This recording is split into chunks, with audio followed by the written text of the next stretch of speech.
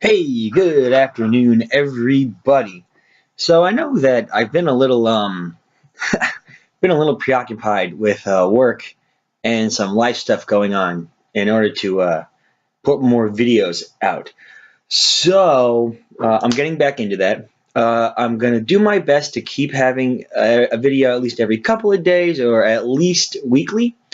Now, I do have some Kirk Talk episodes that are in the works that I'm currently scripting right now, but just in the meantime, I thought it would be good to just read some more of another one of my favorite books.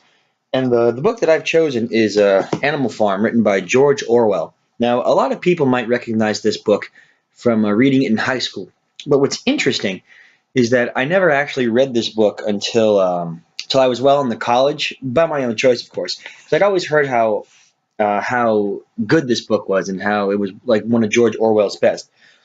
And like me personally, like I'm not really that big on 1984, but I would consider giving that one a read too if if reading Animal Farm goes over very well. But I mean, like I said, as far as like those forced books you're supposed to read in high school, I would definitely recommend this one. It's I don't know, just something really good about it. But yeah. So I really appreciate everyone and their patience with me getting my getting my life together. Everything's good.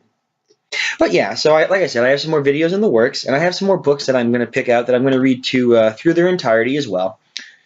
And yeah, all right. So here is Animal Farm. Animal Farm, written by George Orwell. Chapter 1. Mr. Jones of the Manor Farm had locked the hen houses for the night, but was too drunk to remember to shut the pop holes. With the ring of light from his lantern dancing from side to side, he lurched across the yard, kicked off his boots at the back door, drew himself a last glass of beer from the barrel in the scullery, and made his way up to the bed, where Mrs. Jones was already snoring. As soon as the light in the bedroom went out, there was a stirring and a fluttering all through the farm buildings. Word had gone round during the day that old Major, the prize middle white boar, had had a strange dream on the previous night and wished to communicate it to the other animals. It had been agreed that they should all meet in the big barn as soon as Mr. Jones was safely out of the way.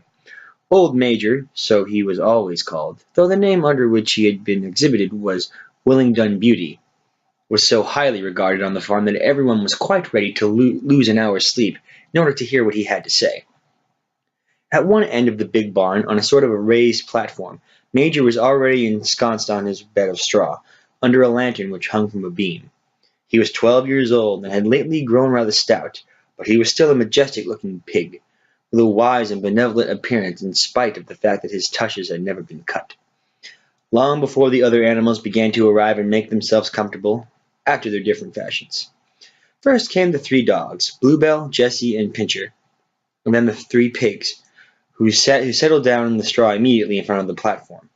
The hens perched themselves on the window sills, the pigeons fluttered up to the rafters, the sheep and cows lay down behind the pigs and began to chew the cud. The two cart horses, Boxer and Clover, came in together, walking very slowly, and setting down their vast, hairy hooves with great care, lest there should be some small animal concealed in the straw. Clover was a stout, motherly mare approaching middle life, who had never quite got her figure back after her fourth foal. Boxer was an enormous beast, nearly 18 hands high, as strong as any two ordinary horses put together. A white stripe down his nose gave him somewhat a stupid appearance. And in fact, he was not of first-rate intelligence, but was universally respected for his steadiness of character and tremendous powers of work. After the horses came Muriel, the white goat, and Benjamin, the donkey. Benjamin was the oldest animal on the farm, and the worst tempered. He seldom talked, but when he did, it was usually to make some cynical remark. For instance, he would say that God had given him a tail to keep the flies off, but that he would sooner have had no tail and no flies. All among the animals on the farm he never laughed. If asked why, he would say that he saw nothing to laugh at. Nevertheless, without openly admitting it, he was devoted to Boxer. The two of them usually spent their Sundays together in the small paddock behind the orchard, grazing side by side and never speaking. The two horses had just lain down when a brood of ducklings, which had lost their mother, filed into the barn, cheeping feebly and wandering from side to side to find some place where they would not be trodden on. Clover made a sort of wall around them with her great foreleg, and the ducklings nestled down inside it and promptly fell asleep. At the last moment Molly, the foolish, pretty white mare who drew Mr. Jones's trap, came mincing daintily in, chewing at a lump of sugar. She took a place near the front and began flirting her white mane, hoping to draw attention to the red ribbons it was plaited with. Last of all came the cat, who was looking around, as usual, for the warmest place, and finally squeezed herself in between Boxer and Clover. Then she purred contentedly throughout Major's speech, without listening to a word of what he was saying. All the animals were now present except Moses, the tame raven, who slept on a perch behind the back door. When Major saw that they had all made themselves comfortable and were waiting attentively, he cleared his throat and began. Comrades, you have heard already about the strange dream I had last night. But I will come to the dream later. I have something else to say first. I do not think, comrades, that I shall be with you for many months longer, and before I die, I feel it my duty to pass on to you such wisdom as I have acquired. I have had a long life. I have had much time for thought as I lay alone in my stall, and I think I may say I understand the nature of life on this earth as well as any animal now living. It is about this that I wish to speak to you. Now, comrades, what is the nature of this life of ours? Let us face it, our lives are miserable, laborious and short. We are born, we are given just so much food as will keep the breath in our bodies, and those of us who are capable of it are forced to work until the last atom of our strength, and the very instant that our usefulness has come to an end we are slaughtered with hideous cruelty. No animal in England knows the meaning of happiness, or leisure after he is a year old. No animal in England is free. The life of an animal is misery and slavery. That is the plain truth. But is this simple part of the order of nature? Is it because this land of ours is so poor that it cannot afford a decent life for those who dwell upon it? No, comrades, 1,000 times no. The soil of England is fertile. Its climate is good. It is capable of affording food in abundance to an enormously greater number of animals than now inhabit it. This single farm of ours would support 1,000 horses, 20 cows, hundreds of sheep, and all of them living in comfort and the dignity that are now almost beyond our imagination. Why, then, do we continue in this miserable condition? Because nearly the whole of procedure of our labor is stolen from us by human beings. There, comrades, is the answer to all our problems. It is summed up in a single word: man. Man is the only real enemy we have. Remove man from the scene, and the root cause of hunger and overwork is abolished forever. Man is the only creature that consumes without producing. He does not give milk, he does not lay eggs. He is too weak to pull the plow. He cannot run fast enough to catch rabbits. Yet he is lord of all the animals. He sets them to work. He gives them back to the bare minimum that would prevent them from starving, and then the rest he keeps for himself. Our labor tills the soil. Our dung fertilizes it. And yet there is not one of us that owns more than his bare skin. Your cows that I see before me, how many thousands of gallons of milk have you given during the last year?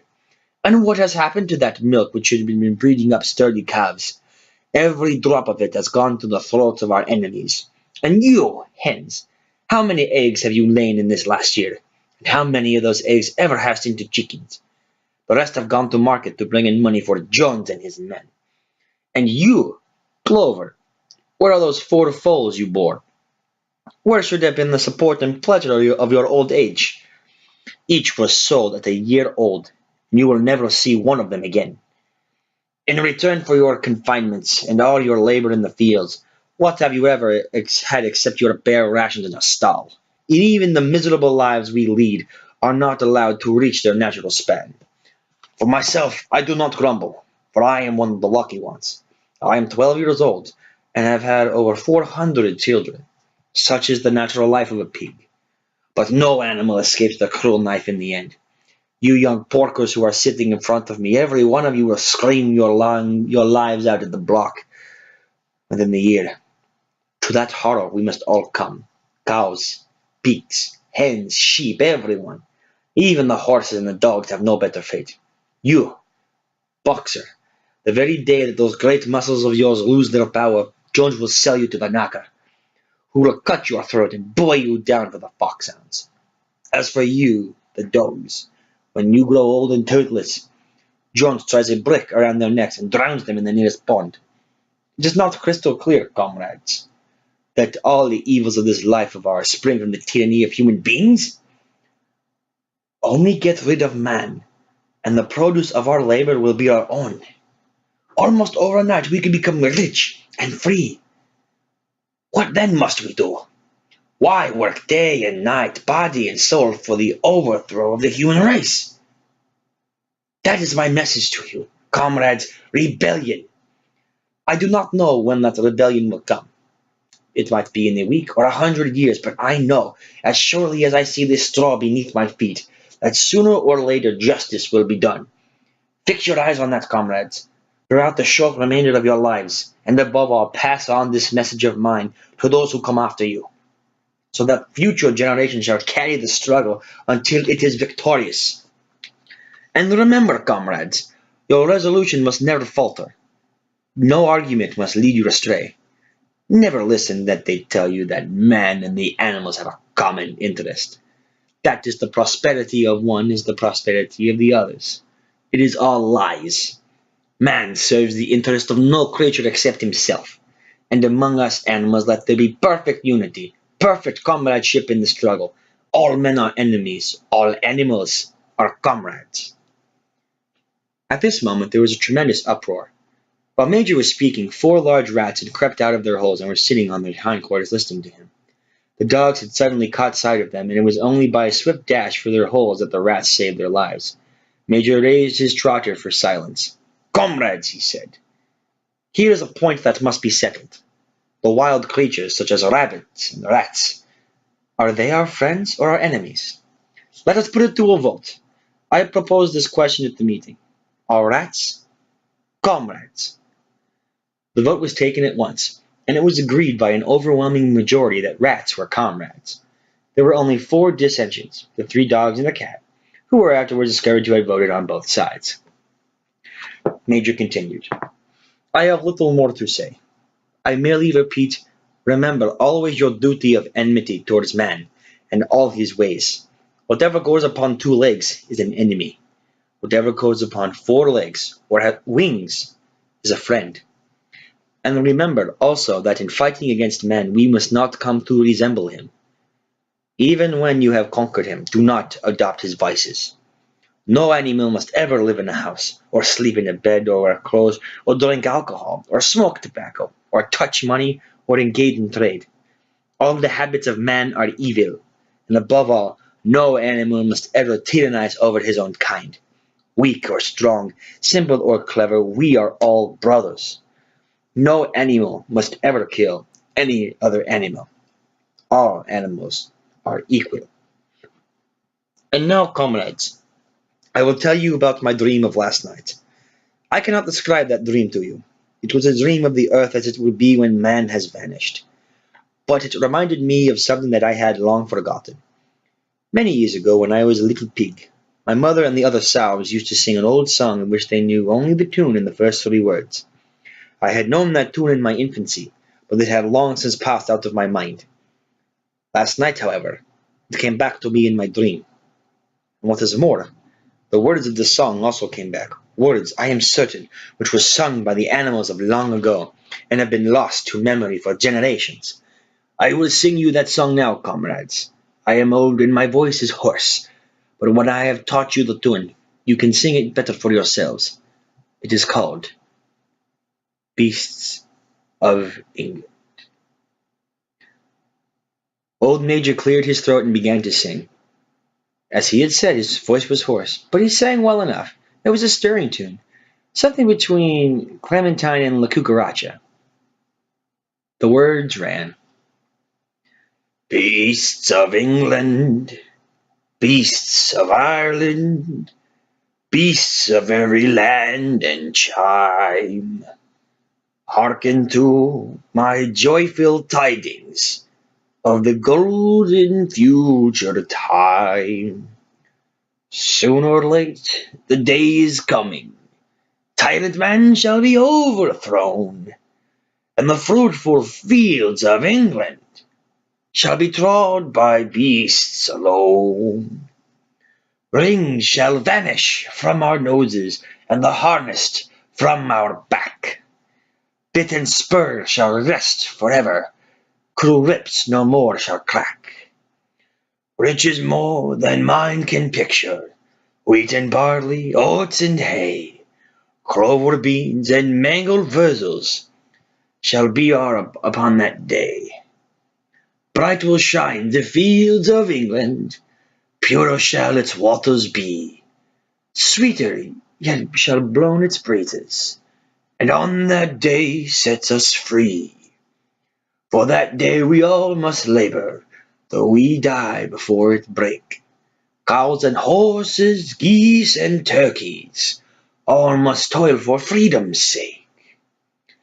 Beasts of England, beasts of Ireland, beasts of every land and chime, hearken well and spread my tidings of the golden future time.